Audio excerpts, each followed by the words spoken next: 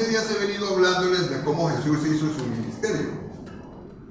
Y les conté que gran parte del ministerio del Señor Jesús lo realizó de una manera muy práctica y lo realizó en casas. Gran parte del ministerio de Jesús.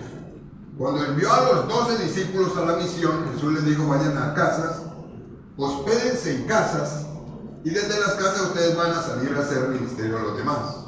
Y se lo digo a ellos. Luego va y se encuentra con Zaqueo, que lo vimos más adelante en Lucas capítulo 19. Zaqueo se monta en un árbol para verlo, porque era de pequeña estatura, y Jesús le dice: Zaqueo, date prisa, desciende. Es necesario que pose yo hoy en tu casa. Y en la TLA dice: hoy quiero hospedarme en tu casa. Zaqueo allí, cuando recibe al Señor en su casa con una cantidad de personas, escuchó el mensaje, porque en la casa se predica el mensaje. Escuchó el mensaje, se arrepintió, se convirtió al Señor, y el Señor dijo: hoy ha llegado la salvación a esta casa. Hace 8 días hablamos de Simón el fariseo, el que ustedes recuerdan en el pasaje que la Biblia dice que una mujer va y llorando a los pies del Señor. La experiencia de la Biblia dice que era Simón y había una mujer de mala reputación ahí. Y en la casa de él hubo misericordia. Se experimentó la gracia de Dios, la misericordia de Dios para una persona que estaba necesitada, y fue salva. Y el Señor enseñó precisamente que en las casas se debe hacer ministerio. Bueno, y ustedes preguntarán: ¿eso fue Jesús, el Señor, y los apóstoles? ¿Qué pasó con los apóstoles? Nos dejaron un modelo claro de cómo vivir la vida cristiana. A mí me parece que sí.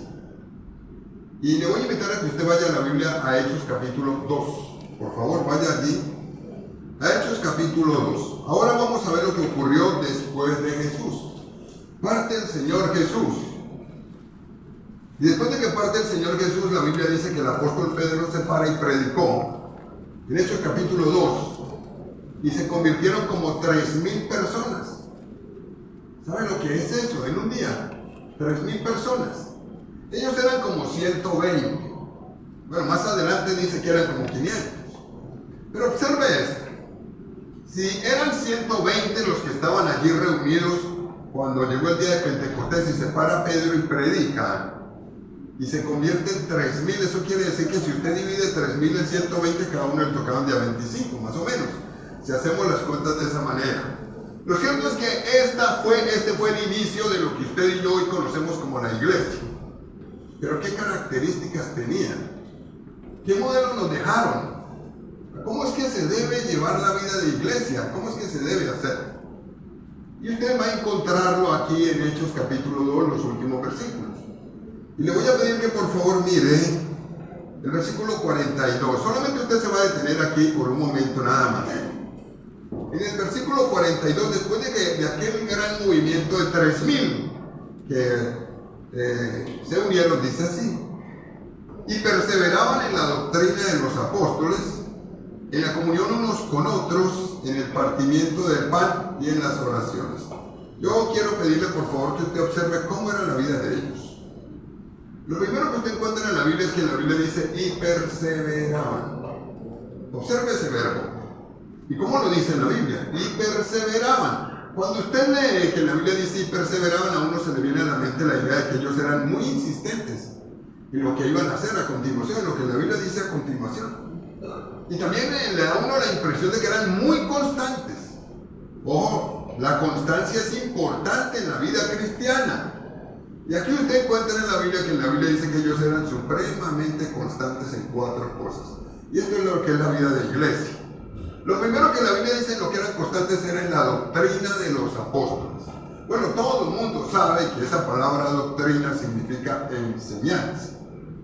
En la enseñanza de los apóstoles, no dice en la Biblia que ellos se apoyaran en dichos de personas, ni en posiciones de personas conocidas de la época, ni intelectuales, ni mucho menos por el estilo, sino que ellos definitivamente tomaron la decisión de ser muy constantes en apoyarse en la enseñanza de los apóstoles, la Biblia. Nada más.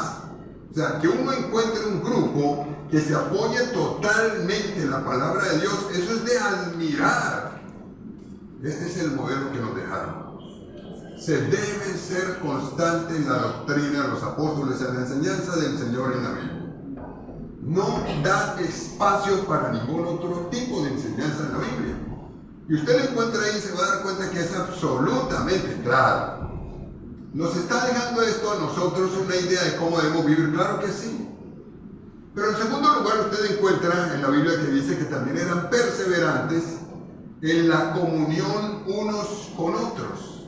Yo quiero que usted, por favor, le preste un poquito de atención a esto que ya lo hemos compartido en ocasiones anteriores. Comunión, hermandad. En esto eran insistentes. En la vida en sociedad. Ahora, claro, cuando uno lee este texto se da cuenta que la Biblia, desde todo punto de vista, no permite la vida solitaria como cristiano. ¿Es parte del modelo de Dios la vida solitaria? No, ese no es el modelo de Dios. Usted va a la Biblia y se va a dar cuenta que ahí dice que ellos perseveraban en la comunión unos con otros. No era así, a ver, coloquemos un ejemplo. No era que ellos en el templo estaban juntos, se saludaban y demás, y después iban para las casas y eran unos totales desconocidos hasta los 8 días que volvían a reunirse. No era así, no era así. Hoy día lo manejamos de esa manera, pero ese no fue el modelo que nos dejó el Señor. Ellos eran totalmente insistentes en la comunión unos con otros. Más adelante en ese versículo que usted leyó, también en la Biblia dice que también eran insistentes en el partimiento del pan. Y uno se pregunta, bueno, ¿a qué se referirá la Biblia cuando dice el partimiento del pan? A una ceremonia que ellos realizaban muy conocida que se llama la Cena del Señor, lo que vamos a realizar hoy. Así que para ellos era supremamente importante la Cena del Señor y ellos participaban regularmente de la Cena del Señor. Y en cuarto lugar, usted encuentra que la Biblia dice que ellos eran insistentes en las oraciones. Y cuando usted encuentra aquí oraciones, no se refiere exclusivamente a las oraciones en casa. Cada uno de nosotros ora en su casa, hace su devocional, lee la Biblia exacta, como uno ya lo tiene establecido seguramente, pero aquí también está hablando de oraciones grupales. Entonces observen, nos dejaron un modelo muy claro. El modelo es este. El modelo de iglesia tiene 4 aspectos que hay que tener muy presentes y que uno tiene que perseverar en esto. No sé en qué momento se perdió, pero la Biblia es muy clara. Hay que ser perseverantes en la enseñanza de los apóstoles, la comunión unos con otros, en el partimiento del pan y en las oraciones. Pero ahora le voy a pedir que vaya conmigo a los versículos 44 y 45. Vamos a ver cómo era la vida de iglesia. ¿Qué de esto te podemos aprender usted y yo? En el mismo capítulo 2 de Hechos 2. Le invito a que usted vaya al 44 y 45, por favor, búsquelo ahí en su Biblia, dice así. Todos los que habían creído estaban juntos y tenían en común todas las cosas y vendían sus propiedades y sus bienes y los repartían a todos según la necesidad de cada uno. Voy a pedir que usted observe características importantes que ellos tenían. Mira esto. Lo primero que dice la Biblia es que todos los que habían creído. ¿Por qué me hace énfasis a eso? ¿Por qué la Biblia no solamente dice todos estaban juntos? No, pero aquí la Biblia dice de manera muy específica, todos los que habían creído. Es que hay personas que no creen. Hay personas que no creen. Bueno, y se puede reunir con una persona que simplemente lo hace por curiosidad, pero que realmente no ha creído en el Señor. Sí puede ocurrir. Sí puede ocurrir. Entonces, ¿a quiénes se refería la Biblia cuando dice los que habían creído? Bueno, voy a explicárselo de una manera bien sencilla. Cuando aquí la Biblia dice todos los que habían creído, se refería a los que habían colocado su confianza en Jesucristo como Dios. Y lo habían aceptado como Señor y Salvador. A eso se refiere. Bueno, ¿y qué ejemplo puede haber de personas que aparentemente estuvieron con ellos, eran simpatizantes, les gustaba, les parecía muy bonito, muy buena la enseñanza, pero que realmente no habían creído? Judas, ustedes conocen el caso de Judas. Judas estuvo con Jesús durante todo el tiempo de ministerio, pero Judas nunca creyó. Nunca. Tanto es que Judas termina vendiendo al Señor. Entonces, el estar no significa que uno es. El participar no significa que realmente uno cree. Y vale la pena que nosotros nos preguntemos hoy día si realmente yo he aceptado a Jesucristo como Señor y Salvador, porque es que esto es fundamental. Pero yo le voy a pedir que usted por favor se fije en más cositas que dice este pasaje. Después de que dice a quién se refiere la enseñanza, o sea, a quién va a hacer énfasis, empiezan a dar algunas características interesantes o detalles importantes. Lo primero que dice es que estaban juntos. Juntos. Una vez más. La vida cristiana no es una vida solitaria. Todos los que habían creído estaban juntos. Juntos. No tenían una vida individualista, no la tenían. Entonces, la vida cristiana, el modelo dejado por el Señor, luego replicado por los apóstoles y más adelante por las siguientes generaciones, nos muestra un estilo de vida cristiana individualista. No, para nada. Hemos perdido el modelo. Lastimosamente lo hemos perdido. Fíjense que usted encuentra en la Biblia que ellos estaban juntos, se invitaban, compartían, tenían eventos juntos, no andaban cada uno solamente en los tiempos de celebración y el resto de semana independiente como si los demás no existieran. No es lo que enseña la Biblia aquí. Estaban absolutamente juntos. Y algo que me dice más la Biblia, que usted leyó aquí conmigo, es que dice que tenían en común todas las cosas. Bueno, usted dirá, esa era una época diferente, es cierto. Era una época diferente, de muchísima necesidad, quizá más que ahora. Ellos estaban bajo el dominio de Roma. Entonces estaban absolutamente pobres. Y muchos de ellos estaban totalmente arruinados. Y cuando usted encuentra aquí que en la Biblia dice que ellos tenían en común todas las cosas y que no vendían lo que tenían y lo repartían y se daban a cada uno de acuerdo a la necesidad y no había ninguna persona que le faltara algo, encuentra uno algo que ocurrió como espontáneamente. Cuando ellos aceptan a Jesús, hubo algo que como que espontáneamente ocurrió en ellos. Y esto debe ocurrir en una persona que es cristiana, que acepta a Jesús. Se vuelve generoso. Se volvieron generosos y empezaron a preocuparse por los demás. ¿Ese es el modelo de iglesia? Claro que sí, claro que sí. Empezaron a preocuparse si aquel tiene comida, si no tiene comida, si este le falta algo, si tiene ropa, si no tiene ropa. Ustedes escucharon a Héctor ahora aquí hablando acerca del ministerio de la misericordia. Y empezaron a preocuparse por las necesidades de los demás. Y lo hicieron de una manera tan interesante que resulta que está escrito en la Biblia. Y si está escrito en la Biblia y el Señor ha permitido que hayan pasado 2000 años y usted y yo todavía lo estemos leyendo hoy, es porque es una característica fundamental de la iglesia. Y el Señor quiere que uno la conserve. ¿Cuándo la hemos perdido? Yo pienso que hace algún tiempo se nos embolató este estilo de vida, pero tenemos que recuperarlo. ¿Cómo sería en nuestra época este estilo de vida? ¿Será que hay textos bíblicos que nos muestren cómo traer esa enseñanza de Hechos capítulo 2 a esta época? ¿Cómo sería hoy? Claro que sí. Yo voy a invitar a que usted vaya a este pasaje, pero vuelve nuevamente al de Hechos. Usted va a ir a la primera epístola de Juan. Y en la primera epístola de Juan usted va a buscar el capítulo 3 de la primera epístola de Juan. Por favor, búsquelo allí en su Biblia. Esto es más o menos lo que la Biblia dice que se debe hacer.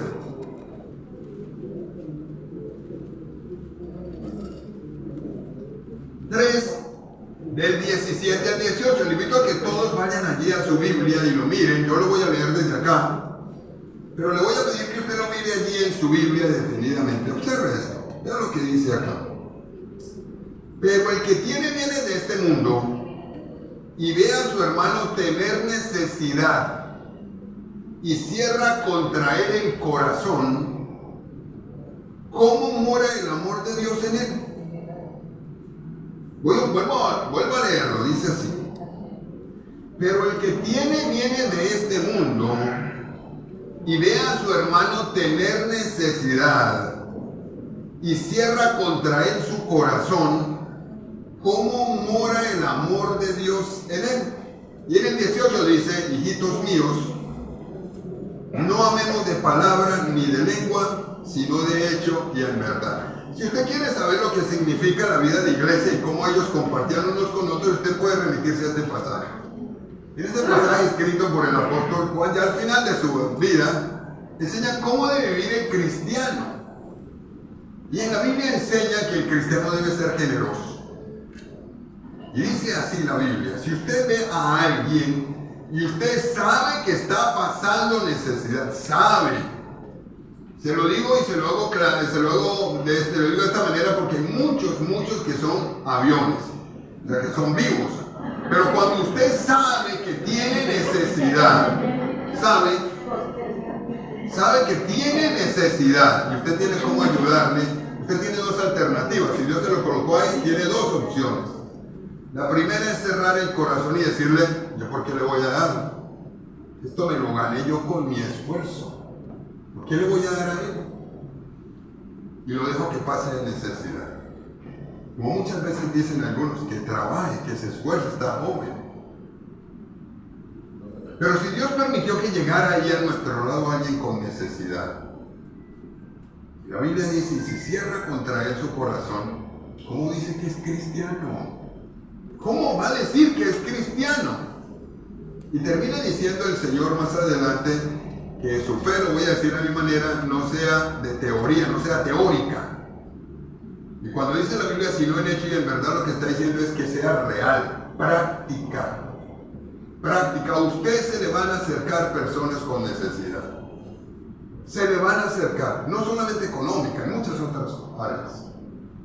Se le van a acercar personas que uno sabe que tienen necesidad de un pariente, un conocido, etcétera, etcétera. Y uno a veces lo mira simplemente como el que él se defienda como pueda, etcétera, etcétera. Pero en la Biblia dice que si yo veo que alguien realmente tiene necesidad y cierro mi corazón contra él, ¿cómo voy a decir que soy cristiano? O sea, simplemente mentira, nada más. Así que observen. La iglesia del primer siglo era una iglesia que estaba junta, no eran individualistas y aparte de eso eran generosos, una generosidad espontánea, algo que les surgió a ellos allí. Vuelvan por favor al pasaje de Hechos capítulo 2 y vamos a leer los siguientes versículos en Hechos capítulo 2. Y le voy a pedir que ahora mire conmigo los versículos 46 y 47. Para que usted y yo empecemos a analizar algunas otras cosas que la Biblia dice, cómo era la vida de la iglesia. Mira esto. En el 46 dice esto, y perseverando unánimes cada día en el templo, y partiendo el pan en las casas, comían juntos con alegría y sencillez de corazón, alabando a Dios, y teniendo favor con todo el pueblo, y el Señor añadía cada día a la iglesia a los que habían de ser salvos, y entonces creció una iglesia con vitalidad. Vamos a hacernos una pregunta para desarrollar estos dos versículos. ¿Dónde se reunían y qué hacían? Esa es la pregunta. Bueno, un momentico, bueno, ya me ayudaron a responder. Muy bien. ¿Dónde se reunían y qué hacían? Bueno, lo primero que la Biblia dice es que se reunían en el templo, ¿cierto? En el templo. Pero antes de que lo diga, observe que hay un dato interesante. En el versículo 46, el versículo 46 dice, y perseverando unánimes. ¿Sí observan? En el versículo 44 dice que estaban juntos, en el mismo lugar. Pero aquí ya dice que estaban perseverando unánimes. Unánime, esa palabra es una palabra compuesta, es un solo ánimo. Es decir, tenían el mismo sentir, lo tenían. Y aquí en la Biblia dice que también eran insistentes. Esto es algo que se ha perdido en la iglesia. La perseverancia, la constancia, la diligencia. Hoy día, más bien, somos inconstantes, la mayoría, y necesitamos recuperar conceptos como este. que la Biblia dice claramente que ellos eran perseverantes e insistentes. Y dice aquí la Biblia que se reunían en el templo. En el templo, o sea, participaban de actividades de todo el templo, de celebración las participaban. Recuerden que hay un texto que está en Hebreos 10:25 que dice, ¿cómo dice? No dejando de congregaros, como algunos tienen por costumbre, y tanto más cuando veis que aquel día se acerca. No se nos debe perder de vista. Ellos lo tenían tan claro y han pasado 2000 años. Ellos tenían tan claro que la perseverancia en congregarse es fundamental. Fundamental. Fíjense que lo dice aquí, perseveraban unánimes en el templo. Y el texto de Hebreos dice, no dejéis de congregaros como algunos tienen por costumbre, y tanto más cuando veis que aquel día se acerca. En el templo. Hoy día usted se da cuenta que uno, la congregación, la compromete por cualquier cosa. Por cualquier cosa uno compromete el congregarse, hasta por lo mínimo. Por cosas pequeñitas. Y cuando usted compromete y yo comprometo la congregación por X o Y circunstancia, lo que quiere decir es que para mí el congregarme no es lo más importante. No es importante, sino que le estoy dando importancia a otras cosas que le estoy colocando primero. Bueno, es que no son importantes. ¿Acaso estoy diciendo que no son importantes? No, no estoy diciendo eso. Lo que estoy diciendo es que esto también es importante. Congregarse, es más, uno sale beneficiado. Pero en segundo lugar dice otro espacio donde ellos se reunían. En las casas. En las casas. ¿Qué hacían en las casas? Aquí dice claramente, si usted vuelve y lo lee conmigo, partiendo el pan en las casas, comían juntos con alegría y sencillez de corazón, alabando a Dios. Paremos ahí. Mire esto. Observe lo que ellos hacían. Partían el pan juntos y comían juntos. Comían juntos. Nuestra sociedad hoy es una sociedad más bien individualista. Y cuando uno mira el modelo de la iglesia del primer siglo, se da uno cuenta que ellos no eran individualistas. La iglesia no era nada individualista. Pero nada. Y aquí en la Biblia dice que ellos se reunían, se invitaban hasta a meriendas. Digámoslo de una manera así práctica. A comer. Y hoy día esto lo hemos perdido. A veces uno piensa, y piensa de manera equivocada, que es que el cristiano, la única responsabilidad que tiene es la de congregarse y diezmar y otras cosas y no más. No. Usted encuentra aquí en la casa, en la Biblia, que ellos se reunían en las casas. O sea, en sus casas invitaban a otros para que esos otros allí también conocieran al Señor. Las casas se habían convertido en lugares de reconciliación. Y no solamente usted lo encuentra aquí, eso está a lo largo de todo el Nuevo Testamento. Es tan importante que para ellos era vida, era una realidad. Pero lo primero que usted encuentra aquí que la Biblia dice que ellos hacían es que ellos comían juntos, invitaban, así sea algo muy sencillo, y compartían. Compartían. ¿Cuándo lo perdimos? Compartían en las casas, o sea, invitaban a los vecinos, invitaban a los amigos, invitaban a los parientes y compartían juntos y lo hacían con una buena actitud. Porque usted lee en la Biblia que lo hacían con gozo. El texto dice claramente que lo hacían con alegría y sencillez de corazón. No solamente hacían eso en las casas, sino que iniciando el versículo 47 dice algo más que hacían en las casas. Alababan a Dios. En las casas. Bueno, alabar a Dios es reconocerlo, exaltarlo. Porque si yo hago el ejercicio de esta manera, pues lo estoy haciendo a medias. Si yo simplemente invito a los demás a una merienda, los invito, la pasamos bien bueno y no hablamos de Dios o no alabamos a Dios, es grave. Eso es grave, gravísimo. Pero esto sí lo hacían. Voy a mencionarles un versículo en el que se amplía un poco lo que hacían en las casas. Pase por favor unos 3 capítulos adelante, al capítulo 5 de Hechos. Por favor vaya hasta allá y usted va a leer el versículo final, el 42. Hechos 5:42. Mire esto. En Hechos 5:42 dice así: y todos los días en el templo y por las casas no cesaban de enseñar y predicar a Jesucristo. 2 elementos más que no están en el de Hechos capítulo 2, pero son interesantísimos.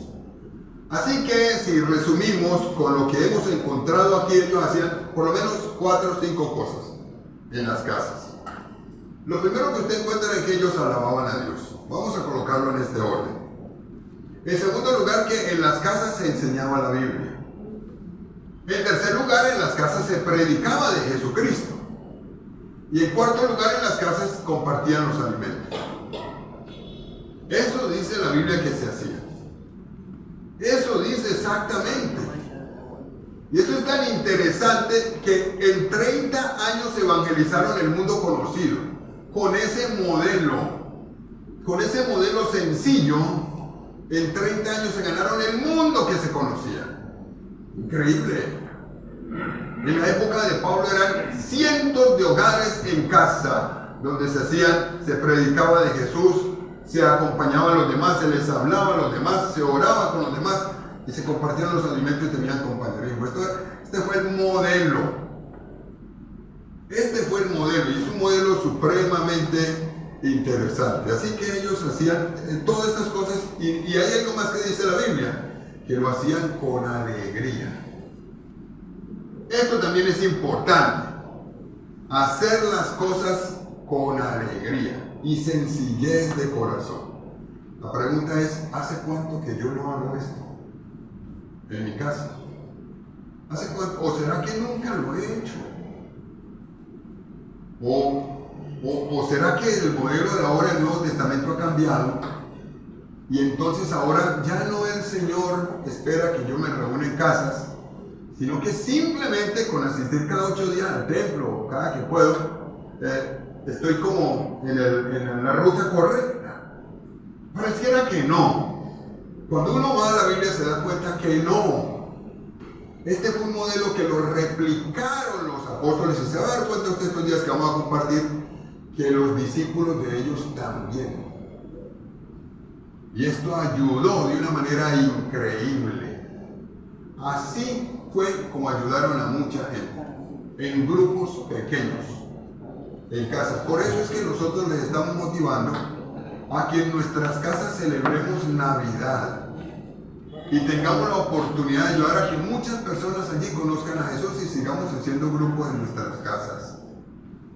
Es que es el modelo bíblico, el modelo del antiguo, del primer siglo que aparece usted aquí y lo encuentra en la Biblia.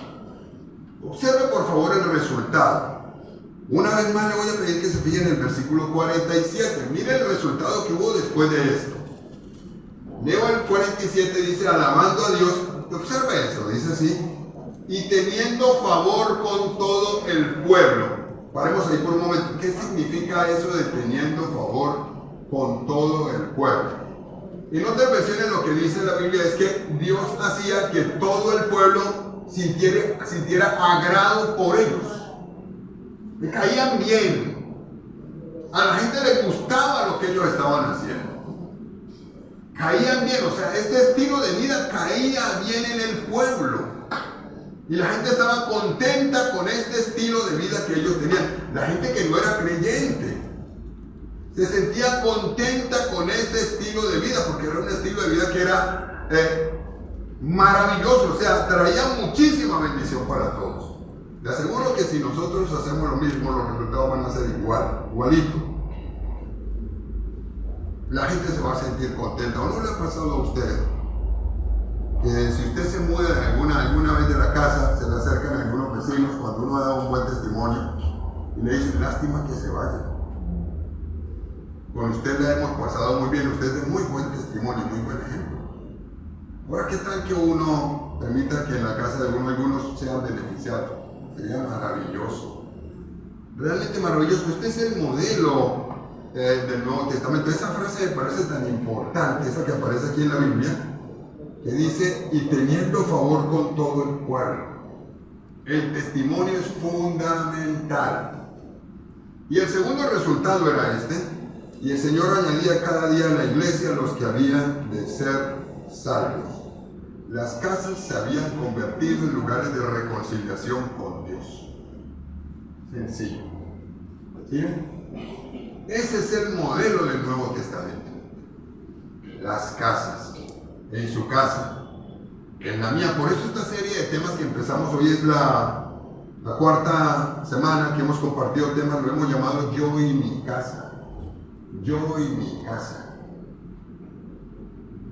Yo quiero motivarles a que usted sea de los que digan, yo y mi casa serviremos al Señor y me reúno yo con mi casa. Vean, se han perdido tantas cosas en la casa, hasta básicas, como el orar por los alimentos. A veces empezamos a comer y ni siquiera oramos por los alimentos. El leer la Biblia, el orar, se ha perdido. Pero Dios parece que en este caso no es tenido muy en cuenta.